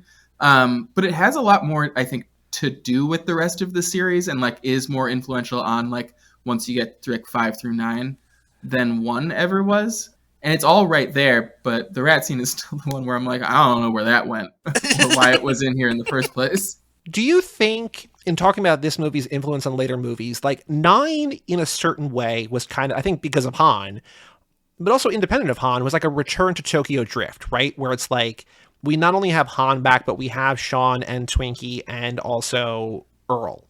Do you think that we're ever going to have like a glow up for Too Fast, Too Furious? Like, are we going to get Suki and everybody back and like MC Jin, like Jimmy? Like, are they going to come back? Do you see them in any, or is it too far gone? And are these actors too unknown enough that like bringing Devin Aoki back is gonna be like for the super fans, but like for nobody else? Like, do you see these characters coming back? No, I think if they come back, it'll be like pure fan service cameo stuff. I think the difference is also like they're not real characters in this movie. Like they're in it and like we like them, but they don't have that many lines. Whereas Tokyo Drift, because it was like completely outside of the mainline franchise, like all of these characters that they're bringing back, like, actually were characters in the movie. Like, you kind of know a little bit more about them. There's a little bit more to build on. The DNA of 2 that remains throughout the rest of the series is just Roman. Like, this is his like introduction movie. Yeah, and Roman and Tej. Like, Yep. Well, Tej is not even in this movie, really. Like, it's That's like true. That's very fair. Both Tej and Roman are in this movie and are by 9 completely different people. Yeah. Tej learns he's a garage owner in this one, and then by 9, and honestly by like 6, he's not just a hacker, the best hacker in the world. Yes. You know what we've talked about this before, that like 4 obviously kind of reboots the franchise, either soft reboot or hard reboot, whatever you want to look at it. But like what it also allowed Justin Lin to do was take the elements from the first 3 movies, specifically I think the first 2 movies that he didn't make, and like, what do I want to keep and what do I want to chuck? And like, Roman's not in 4, but he sets Roman back up for the return in 5. It's just like, okay, like I like things about this, but most of this kind of like, and I think what you're saying, like, we don't really know who Suki is, and like it's gonna be a heavy lift to like explain, like, yeah, she's back, but also like here's why she's back. It's just like it's easier to like pick and choose, cherry pick the good parts. So yeah, I think I want Suki back more than anybody, but like I don't know. Like, what do you want Suki to do? Like, all she like loses a race and then she's helpful. But like, what else is there? They don't race anymore. No. She's like designing stuff. Like, I'm imagining her. She needs to like make the logo for their crime syndicate superhero club. I'm just thinking, like, you know, in 8 when like the guy from Cuba in the opening scene like shows up in New York, or like Rico and Tego are there, like it's kind of like at the end of Endgame, again, spoilers for the end of Endgame, like when they have people coming through the portals, it's just like Suki just like drifts into, and she's just like there to help. It's just like, oh my god, and like that's all. Like it's just one day on set, like just be there to help I don't know how she knows or why they call on her for help. I don't have that part figured out, but I want her back. I think that'll happen in 10. I think there will be like, I think they're gonna close all loops that any fan has ever asked for. They're gonna figure out a way to put it in. Will Giselle be back? Because she's dead. But Game of Thrones rules, we did not see a body. We did not see a body. You know, I hadn't considered that. I think it, honestly, like the most cynical answer, it probably has more to do with Gal Gadot's like career path at the moment where they like are filming. Yeah, we've talked about this too. It's like, is it now kind of like a downgrade for her to go back to be like a cameo of Giselle in a movie as opposed to being Wonder Woman? It's definitely a downgrade, but it might be worth doing.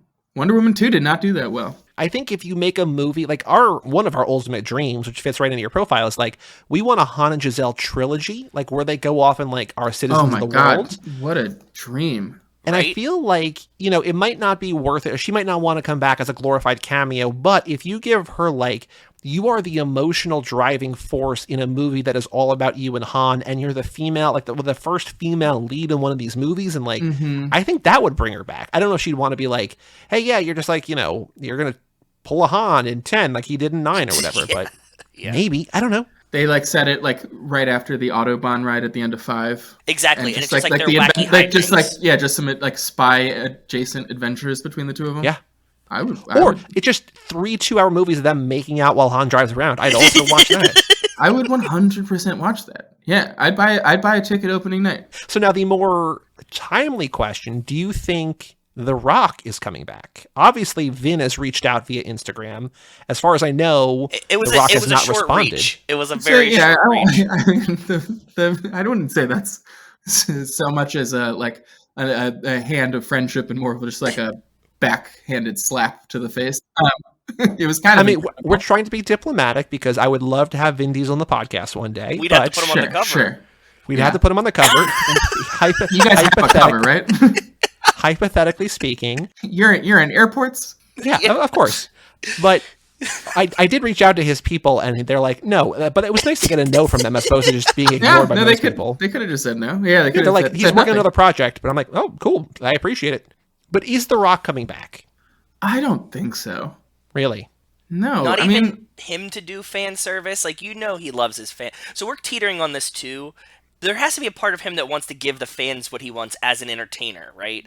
But he would just need to, like, there's just no way. Because Vin will immediately give an interview and it'll be like, well, yeah, I won the fight. he's back, but it's my friend. The Rock is just like not going to put himself in a position for that to be a possibility. That's also true. That's my thinking. I am banking on the hope against hope that this is all manufactured wrestling heel drama. But the deeper you dig into that theory, the more you realize that like it makes Vin has to play the bad guy, and like that doesn't seem necessarily on brand. But I still think that there's a world in which they quote unquote fight. The Rock, Dwayne Johnson leaves the franchise, and then in a heroic moment of like fan service or whatever, last minute deal, backdoor, one last ride, Toretto, or whatever. I could see it working if the script is like really good and walks that line really well. Like if the actual thing on screen plays to that. But to the point of like wondering if this is like manufactured for like dramatic effect behind the scenes, I don't think a single thing about this franchise is ever planned out. I think everything is happening right in front of us all the time. Anything that they say happened today, it happened today. I just believe them. On top of that, like, do we have any evidence that I feel like it would be more profitable for Dwayne and Vin to just get along and continue to make movies together more than you'd get a pop from like, oh, they're not friends. Let's go watch that tension unfold on screen. Because like the movies get worse when they're like not in scenes together. Yeah. Right. And that's again, the deeper you dig, the less sense it makes. Because it's also like, okay, like who's not seeing 10 that is like, oh, The Rock's in 10, I'll go see it now. Like that's the cross section is like 0 people, right? It's like, yeah. And I think like you'd get me more if I thought like they were like, what if we just like had another Fast and Furious franchise in Hobbs and Shaw? Like let's separate them. But it was clear that was also like they were like, well, we have these characters who aren't really in the movies anymore. We should just write a movie for them. Like I said, like everything is on the surface with these movies. Like they're doing everything in public. Shortly after Hobbs and Shaw came out, they're like, yeah, we're green lighting Hobbs and Shaw too. And then the pandemic happened. We haven't really heard anything. But then recently, Dwayne Johnson gave an interview where he's like, I got this idea for Hobbs and Shaw 2 where he can ride off into the sunset. So it sounds like he wants to do like exactly one more of these. One last and has a way to, if not necessarily kill the character, but like retire the character of Lucas Rebecca Hobbs. So I don't know. It sounds like maybe he's planning in a way that other elements of this franchise are not necessarily planned out. Maybe. I mean, it doesn't seem that hard to plan a ride off into the sunset. It's kind of a one-step process, but more power to him. We'll see what happens. I feel like he's got Jungle Cruise 2 on his books. And Red Notice 2, maybe, right? Like Netflix's biggest movie in history. 4, yeah. What else, Brendan? Anything else about this movie that you of particular note? No, two's just interesting. It's like one of the harder ones to rank. Like when you're ranking them, that was the one that kept going up and down because it is one of the, like, I would say one of the worst movies, like just as a watching experience. But it's got a lot of these little moments, and Paul Walker's still like doing the Paul Walker thing. Mm-hmm. So there's like still a lot to enjoy, but it is like if I'm trying to introduce someone to the Fast and Furious franchise, like this doesn't come up. Like I don't think. But if you're a real head, like I think it matters a lot. It's one that definitely like people rank really low, and then it keeps creeping back up. Yeah, it's just a tricky one. It's like I think it's kind of outside of the like behind the scenes drama where like Vin leaves Fast and Furious to do Chronicles of Riddick and like all of the stuff that's going on that makes it such a weird like cultural artifact of like a studio trying to replicate a hit but also trying to make a completely different thing is just like a weird idea for a sequel, and it makes for like I've never seen a second story in any kind of franchise operate this way. But like the movie itself is just kind of like blandly fun to watch. Like it's got its good moments, it's got its boring moments, it's kind of a mess script-wise, but you still like it. Like at the end, I'm always like, oh yeah, they did jump that car onto that boat. Like who am I to complain? It comes up a lot on here because when I'm scheduling 10 guests a lap, it's often harder to find somebody to talk about like a later movie because like there's so much context you kind of need. But at the same time, like more than a half of these 10 movies could, I think, realistically be someone's first Fast and Furious movie. Like this one, you know, you said talking to somebody about the franchise, this doesn't come up, but like this could be someone's, I mean, it's early enough that it makes sense, but like it's different enough from one. It's like, okay, this guy used to be a cop and then turned on the cops and now he's a bad guy kind of, right? Like that's all you need, the context, the backstory. Mm-hmm. So like a lot of these can be nice setups. And so I appreciate this, that like, it's not quite standalone. Like it's not designed to be standalone, but it's also pretty standalone. Totally fine, yeah, because they're like, oh, you were a cop. It does some weird things where they're like the introduction of Roman. They're like, he's like, I know a guy. And then they like cut to like this demolition derby, and I'm like, do I know this guy? Am I supposed to know this guy? Who is this guy? I think they still kind of fuck up some of the really basic stuff where I think if I was watching it, I'd like if it was the first movie I'd ever seen, I'd be like, so what did he do in the last movie? Like, why are they so mad at each other? Yeah, you're right. And the answer is they don't explain it at all. Like they kind of get into it, like, but that's what's on screen is what you get. Like there's no other introduction for Roman, but they set it up like it's this huge reveal of a person I know. And I feel like I would, if I was watching that like purely just like 2021, haven't seen one of these movies, haven't really heard about them before, I think I'd often be pretty confused about what was happening, especially in the first like 45 minutes. It's also really funny in that way that the other person they bring back is Bilkins. It's like, wait, hold on. But we know him. Yeah, we know the cop. And they're like, but this guy? He's normal. He's from the last one. Eva Mendes, no. But she's got a similar vibe kind of to some of the people in the last movie, I would say. And then you'd also be like, so is she his love interest? And you'd be like, no, he's in love with Mia. He's just kissing her a little bit. Where is she? You're like, we don't know. They didn't tell us. Los Angeles, I presume. So, but they're together, right? No, they're not, because like he betrayed her by saying he was a cop, and then he turned her. It's a whole thing. Actually, do you know? Like, there's an alternate ending to the first movie where Brian gets dropped off at the Toretto house, and Mia is packing her shit. Have you seen this or no? No, I've never seen this. This sounds super familiar, but it's not something I've like searched out myself. So at the end of the first movie, Tanner, the guy who plays Buffalo Bill in Silence of the Lambs, I don't remember, Ted Levine, drops Brian off. Basically, it's like Brian has just been fired, but not arrested. Yes. But he's just like, hey, you're no longer a cop, but I'm still going to drive you to where you want to go. Like, I'm kind of going to be Uber. And he drives Brian to the Toretto house, and Dom's obviously not there because Dom is driving off in Mexico. And Mia's out in the garage packing shit up. And she's rightfully angry at Brian for betraying their whole family. And then by the end of this, like, 90-second scene, it's like, hey, let's give this another shot. And I think that's kind of like, if the franchise ended there, but instead it's just like Brian's kind of on the lam, and there's like the post-credit scene in the first one where Dom's driving through Mexico, but like it's this weird like alternate reality where like 2 never happens, that Brian just stays with Mia and maybe takes over Toretto's Market and Cafe, and they both make tuna sandwiches. I don't know, like it's this fascinating like, we assume that he moves into the Toretto house of the guy that he just put in jail. Yeah. Or tried to put in jail. It's so weird. Yeah, something along those lines. That's interesting. Maybe it ends the way it ends is probably the right call. I agree. Yeah. I don't think that ending makes a lot of sense. No. There's also a whole subplot in the first movie where Vince's mom is in the hospital, and that's why Vince is so angry. It's like, wait, why? What? Who thought? Okay. Well, that's the thing. Like, so many threads are picked up and dropped in this franchise all the time. I mean, I was talking to somebody where they were like, in 9, they're like, Roman's hungry again. And I was like, what? And they're like, well, he's always hungry in 2. And then they kind of don't mention it again, and now he's eating snacks again. And I was like, well, that's very interesting. Well, yeah, they're like, okay, now Han's the guy who has snacks. And like, that was his defining. Like, he's cool and he eats. It's like, all right, so like, what's Roman? Roman's funny and confident? Yeah, that's enough.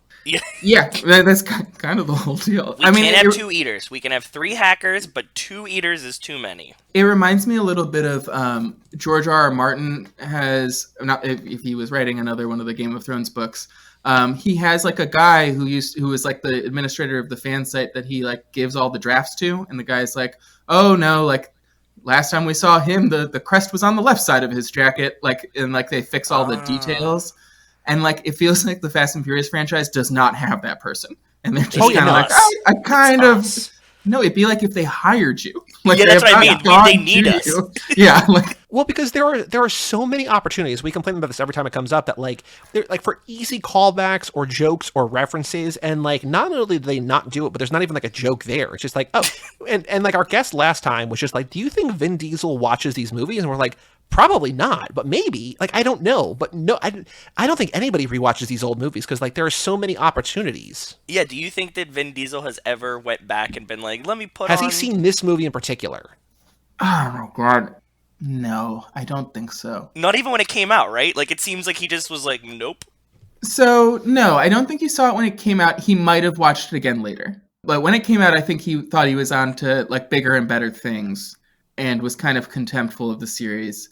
And then when his career went a little worse, he was like, I will put this franchise on my back. I love it like a son. In terms of whether he's watched it since then, I don't know. He's definitely like an actual film buff. I do think he watches a lot of movies. But this movie in particular, I don't know if he watches a fast movie without himself in it. It's a good, Right? good question. Do you think he watches the other ones with himself in it? Yes. Okay. I think he doesn't watch them alone. I think he shows them to people. Oh, he's like the friend that's like, come see this movie I did. Yeah, I don't even know. I would love to know about his social circle because by all accounts, he's a very, very strange person. Have you guys heard about his karaoke setups? No, I know about tell his us. love of D&D, but I have not heard about the karaoke. So please, tell us. He's got like microphones in more than one room of his house with like full karaoke setups. So if he's ever ever in a different room and wants to sing a little bit, he's got that set up for What? himself. Is it like one of those like $99 ones you buy at Walmart on Black Friday, or is it like? So I don't know that. I believe this was from an interview with I'm gonna forget her name. Tej's love interest, the other hacker who's the best in the world. Ramsey, Natalie Emmanuel, yeah. Yes, I believe it was an interview with Natalie, and she was like, "Yeah, he invited the whole cast over, and then he sang to us." And I was like, "What do you? I gotta look into the singing to us stuff." And that was where I landed. Have you seen the 9-minute Facebook video that he posted like 7 or 8 years ago, where he found out from Universal that Riddick was #1 on the DVD charts? Mm-hmm. And it's this black and white video where he's dancing to Crazy in Love or Drunk in Love. Yes. And Yes. also a Rihanna song, I think. And it's just him. It's 9 minutes of him just dancing to a webcam, like a laptop camera, and then being like, guys, I just want to, thank you. Without you, Riddick never could have been the #1 movie in the world. And then he's just like, I love music. And that's what he titled the video, I love music. And it's just him dancing these songs. So like music, it does not surprise me there's microphones everywhere because music plays a big part in his life. It's just, he was trying to be a rapper before he became an actor. He also released, I don't know if you guys have listened to this, maybe a segment for the podcast. He released 2 songs last year. Oh yeah. Yeah. They're interesting. Not what I expected. The one was pretty catchy. That first one, though, he sounded like he was having fun. Like the just yellow color filter over his smiling face is the cover? Yes, that one. Oh, my God. So I saw recently, apparently he debuted one of these, or one of the debuts was on the Ellen Show, but it was when it was not in-person crowds, so her crowd was just video screens. So it's like 20 staggered video screens of people listening to the song and dancing in front of their own webcams. It is the weirdest, most surreal, like what alien planet, like extracting the Vin Diesel element, which is crazy enough on its own. Why are 20 screens of people dancing in sort of kind of unison to any song, let alone a song that movie star Vin Diesel is debuting on the Ellen Show? Like, what the fuck is going on? It's the weirdest video. If you want to watch like a 90-second, it's crazy. No, you've given me a lot of bookmarks for after this. You have a lot of homework, yeah. I got more tabs open than I started with. Any other thoughts about Too Fast, Too Furious? Or do you want to play a couple games? I don't think I have any other thoughts. I mean, I guess you guys are probably tapped out on thoughts. I think it's more just like, where do both of you rank this one? Like, what's your level of affection for it? And then also, like, I was wondering, I've never watched them as many times as you guys have. Is there one you're getting like more tired of than the others? And like, is it 2? Okay, to answer the second part first, it's actually 9 just because we've watched it so many times since it's come out. We did it 6 times this year, which is too many times. Shit, that's too many times, man. It's too many times. Yeah, it's not like because like we loved 9 when it came out. I still really like 9. It was just too many times too fast. So that's the one that's like right now. That's the only one I can think of. And also Too Furious. There's none that generally like if you spread them out and watch them like in a cycle. There's none that I have had this experience with yet besides 9, and that was just because it was such like a pressure cooker situation. As for 2, it's one that every time I watch it I find more fun stuff in, and I find like a real charm of how much fun it looks like Tyrese and Paul Walker having on set, as opposed to like what the characters are actually doing. There's like a lot of scenes that you can see that they're just like giggling and having fun and screwing around, and that makes it a lot of fun. And there's a lot of other characters that I like in this. Like I like Jimmy, I like Suki, and Tej is cool. It's hard to rank. It really is, but it's fun, and it's kind of brainless. So the brevity of it plays really well into like when we're watching this so many times that like, you know, the hour and a half ones that like up until 4 or whatever are just like so fucking breezy. They rank higher just on that. We watch these too many times, so we're only watching them, again, this is going to sound crazy, but we only watch them about twice a year, because basically a lap is like 4, 5, 6 months, depending on what we do in it, right? So it's not like we're watching this every 2 or 3 months, it's like a couple times a year, which is still too many times, so whatever. But we watch them in chronological order, so we put Tokyo Drift after 6. Nice, that's the way to do it. Thank you. That is the right answer as well. Again, like what Joe was saying, like, you know, it's like an hour 30, hour 40 movie, but like putting it in the middle of all those 2 hour and 15-minute movies, like makes it fly by even more. It's just like, oh yeah, this, because like Tokyo Drift is also like wall to wall, like just soundtrack bangers. And then to have it after very long movies before even longer movies, it's like, yeah, this is breezy. This is, and then going back to this movie, my least favorite of the 10, but again, I love it. It just, I think there's less here that I love than any other movie in the franchise, but that's a good it's way not a knock on this. I just love the other ones more. No, that's why it's a tough and like good exercise to rank. We're like, we're all friends here. We all know that we love all of them. It's just like, which one do I love the most? Yeah. That changes for me too every day. Like every time we do our rankings, like I go in blind and definitely don't remember like the last time I did them. And when I do them, like I'll always mix like 3 or 4 of them, just like a couple spots up and down, just based on like how I'm feeling that day and stuff like that. So, well, the exciting thing is that this lap, Joe is only like, I wanted him to give me real rankings at the end of every lap. He's like, you get it at the end of every 5. I'm going to take it seriously every 5 laps. So at the end of this lap, we're going to get serious rankings for the first time in like 2.5 or 3 years. So that's a big deal. So, all right.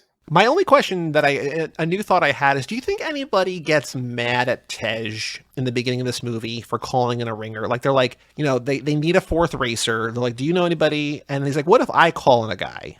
And so he calls in a guy, and that guy wins. He warns them too. He says, anyone? Like, I know that. But it's also, he calls in a guy, and then that guy gives him a cut of the winnings in front of everybody, right? He's like, this is what you call respect. But I'm just like, I would maybe be angry if I'm just like, this fucking guy, like, it was all set up. I know that, like, he could have called, like, they could have called in anybody, but I'm still wondering if, like, they have any kind of resentment against Tej for calling in a ringer. So I think the best way, I have 2 answers to this. The first one is, if we're taking the film seriously, these are, like, the best of the best in Miami, and I bet they operate closer to, like, professional athletes, which is, like, they don't believe they can be beaten, which is why they're there in the first place. Fair. And so if they are, it's kind of more of a, it's not like someone cheated me out of this. It's just I lost. Like that sucks. Sure. Fair enough. That said, the first movie is obsessed with the mechanics of street racing. Like it's like into like who puts down the cones and like how the money is split up and like what a pink slip is. And in this movie, no one gives a shit about the race. Is like so clearly not a focus of this movie. It's just a little plot device to be like, hey, you remember the last movie? This is the sequel. The only thing, and we're watching this movie right now. Like I just watched this movie yesterday, and we're breaking it down minute by minute. And the only thing I can tell you definitively about the first race is the bridge. There's a bridge. Like, that's all. Like it races every other detail about that race. It goes up and down. I think that's another reason I kind of think this is like not really where I'd start anyone, because like. It has the trappings, but like it's more interested in the rat scene than the race scene, which is interesting for a Fast and Furious movie. Especially in the era where if you ask people, like, these are the movies about cars. Like, it's like 5 pivots away from cars. It's an action franchise, right? But this is still a car movie, but what you're saying is not wrong. Like, this is kind of also still not a car movie. Well, we're seeing that in the minute, too, that, like, there's so many dash shots and speed shots and, like, shifting shots in 1. And then in 2, There's pretty much none of them. It's just like the character in the car. Like we don't get like the how fast is he going and like what his RPMs are and like all of this stuff. I think Singleton was just like, we don't need that. Like just for him, like just like in his style, he was just like, I don't want to do that.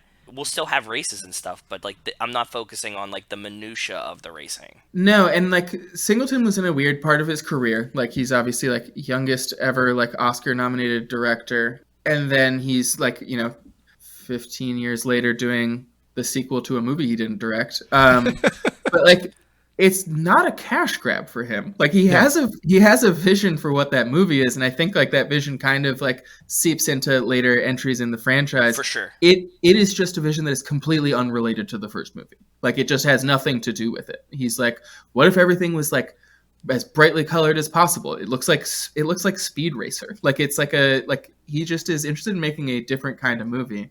And that movie is also compelling. It's just an odd match for the first one. Because the weird thing in that regard is that, Justin Lin obviously becomes like the face and the guiding force and like, at least in terms of like what they kind of look like after this.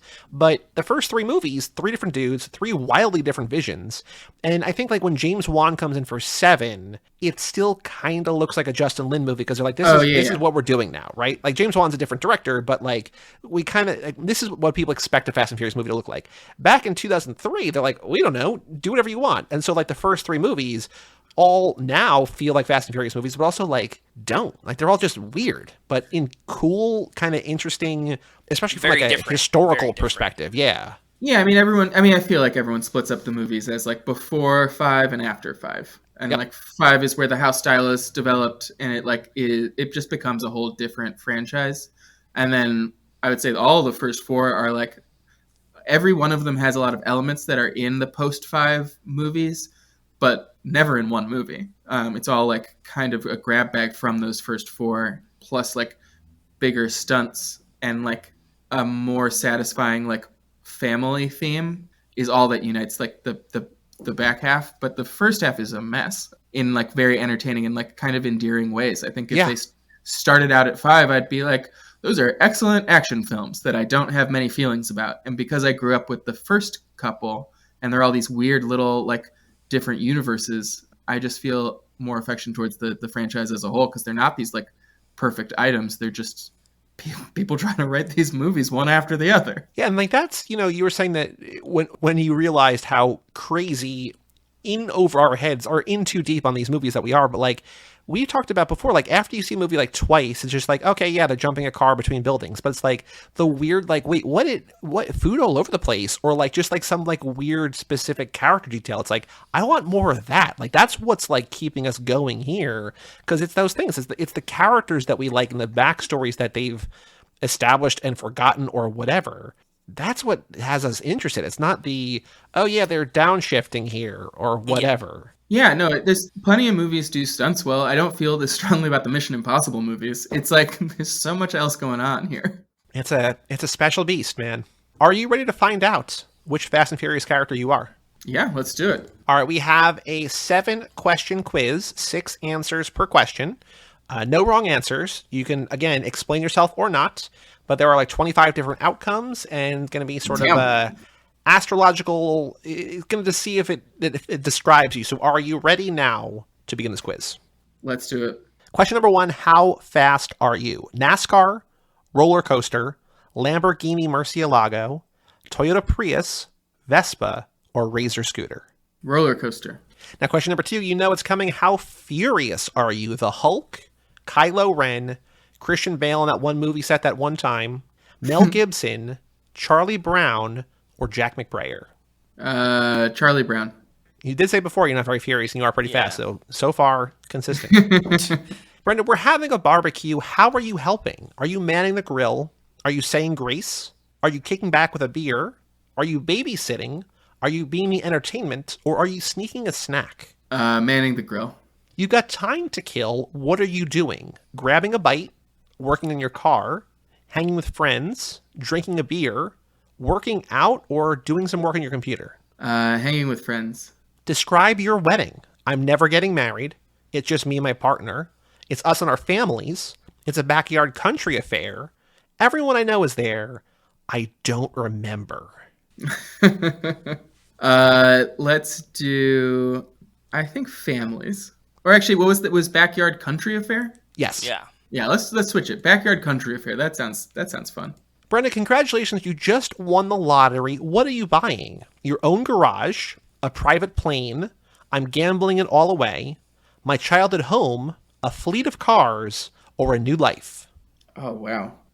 Does the garage come attached to a house? The garage is whatever you want it to be. It's a magical space that you can have be whatever you want. Yeah, somebody was like, I'm going to buy a garage, but make it a art studio. Yeah. It's the house in Encanto. It's whatever it wants to be. It's a living, breathing thing. Let's do the garage, and then I'll spend some time with an architect deciding what to do with it. Now, the final question, this is going to decide everything, and you have such a tight grouping of points that I don't know, this could go any number of ways.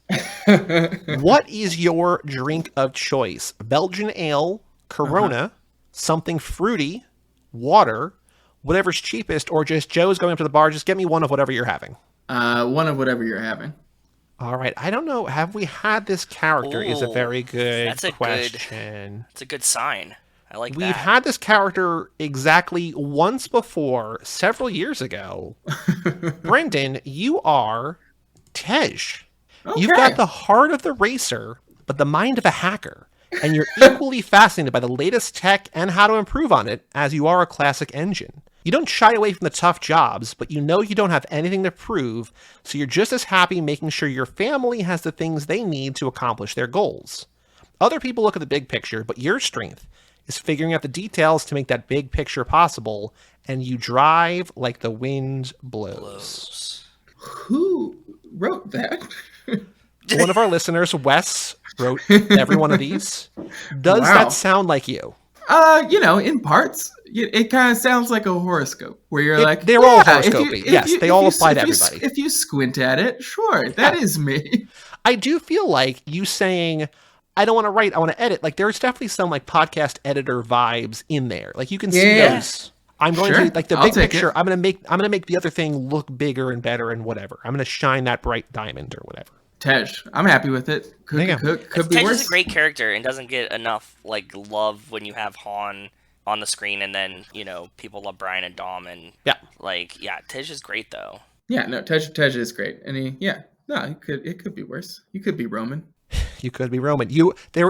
When I said you have a tight grouping of characters, there were two characters that you were basically not at all. It was Roman and Deckard. Those two that, I was like, oh, no matter. I don't think there's any answer you give this last question that like you're gonna get either one of those. It was like everyone had like 30 points and Roman had 10. You're like, you are decidedly not Roman. So Brendan, our next game is called This Ain't No 10-Second Race, aka Boy Do We Have a Podcast for You. Boy, do we have a podcast for you. Come and check out our show. Yeah. Okay. So this is where we go on Twitter.com. I don't know if you found a tweet or not. Did you find a tweet? Yeah, no, I did not find a tweet. I'm actually off Twitter right now. Okay. You got me right under the wire before I left to get my email address. Since you were not on Twitter, we're going to do this quickly. We're going to let me first recap last episode's picks. So we had on Benno from his wrestling podcasts. Yeah, So I don't remember. Podcast. I found the Ghosts of Travis's Past at Son of Crunch, and then Shoes at Owned by Shoes, both ranking their favorite movies. We said, you're right, there's always room for family. Oh, this is the person who liked Carly Rae Jepsen and Jeff Rosenstock. And I said, boy, do we have a podcast for you. Nothing. Again, these are the people that should be listening to the podcast, are not. Damn. Joe, you found Wilb at Poppy Wilbur. I'm a Fast and Furious superfan first, human second. And we said, based on the title of our podcast, I think you know your family. Boy, do we have a podcast for you. Nothing. And then Benno found that amazing Christmas display or whatever. Christmas just wasn't Christmas without walking past the traditional Yuletide Fast and Furious ride every day last year. And we said, scream if you want to go faster. Boy, do we have a podcast for you. Nothing. So, Brendan, a little bit of background here. I know that you're not going to play this game unless you want to find a tweet, but like this game should be the easiest thing in the world. It's like we're finding people who are literally going out in the world and tweeting about Fast and Furious. We're like, hey, we got this cool thing. We like the same stuff. Check us out.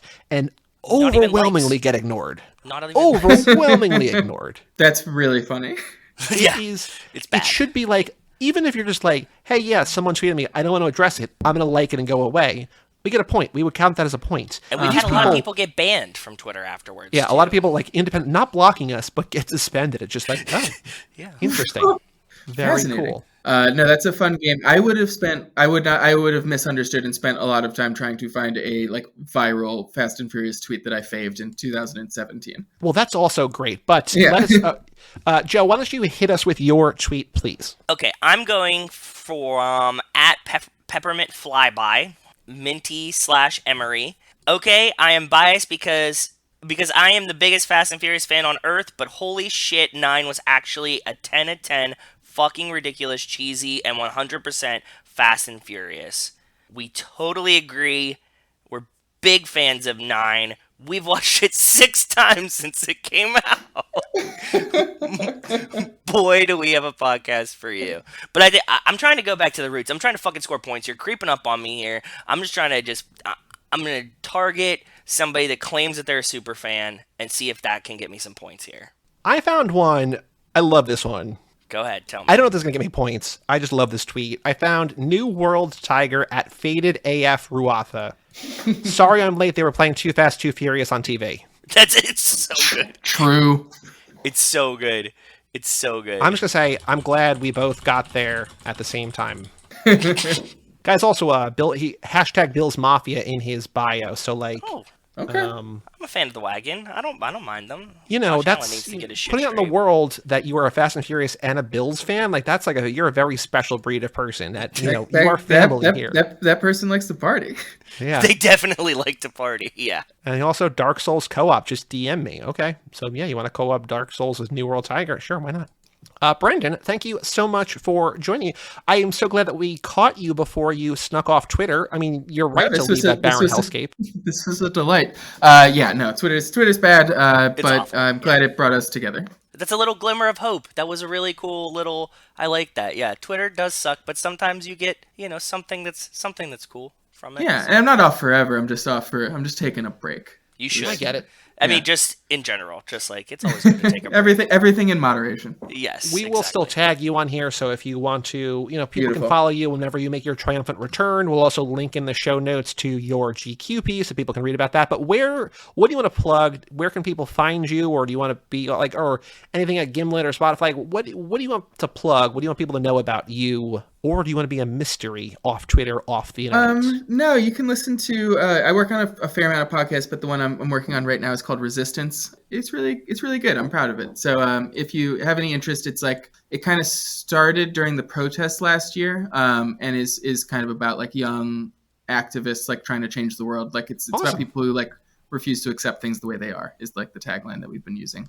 My work's around. And then thank you for shouting out the GQ profile. I'm really glad you guys liked that. Super enjoyed it. Thank you, brother. It was great. It's cool. I mean, like GQ is more pop culture, but like, the Wall Street Journal like reached out to us because they're like, we're writing about F9. We're like, why are you writing about F9? Like, it just, Yeah. it was a big enough movie that like serious publications were like, we need to cover this. And so I like that you took that opportunity. Like, yeah, I want to talk to Han. Just like, yeah. It's better than just like this movie's coming out and these are the people in it. Like Right. it was.